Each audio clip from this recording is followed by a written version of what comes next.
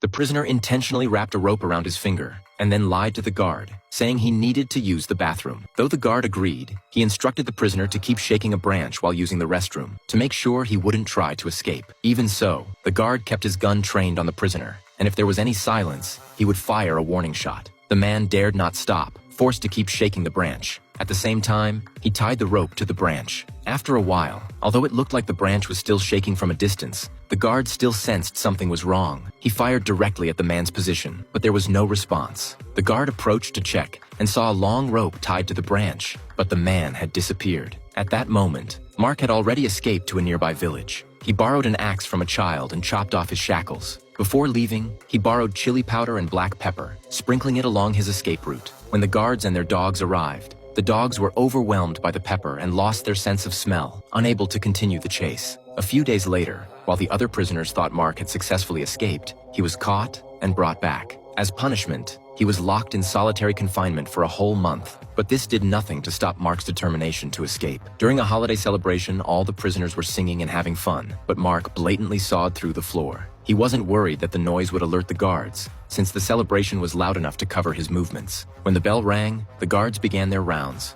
Mark had already dug a hole, and his cellmate quickly pulled out a hidden magazine to distract the guards' attention. Mark slipped through the hole, and another prisoner followed him. This prisoner, acting as a decoy, ran straight for the fence and started climbing the barbed wire, drawing everyone's attention. Though he suffered some pain, it created the conditions for Mark to escape. The guards noticed and immediately sent the dogs to chase. By then, Mark had already run far. To throw off the dogs, he kept jumping in and out of a section of wire fence. When the guards and dogs arrived, the dogs kept crossing the fence and completely confused the guards. Mark kept running through ditches, tirelessly fleeing, as if freedom had given him endless energy. Eventually, Mark wore out the dogs chasing him, and they collapsed from exhaustion. The other prisoners saw the dead dogs and thought Mark had successfully escaped this time. But to their surprise, a few days later, Mark was captured and brought back. After 2 escape attempts, the guards intensified their punishment of Mark. They made him fill in a hole over and over again. Only a few days later, Mark begged the guards for mercy, promising he would never try to escape again. At that point, the warden walked over, seeing they had achieved their goal, and finally let him go. When Mark returned to his cell, the other prisoners no longer greeted him like a hero. Mark understood their feelings, but he didn't say anything. The next day, Mark seemed like a different person. He responded to the guards' calls with an unnatural enthusiasm, becoming the kind of person he had once despised. But the truth was not like that.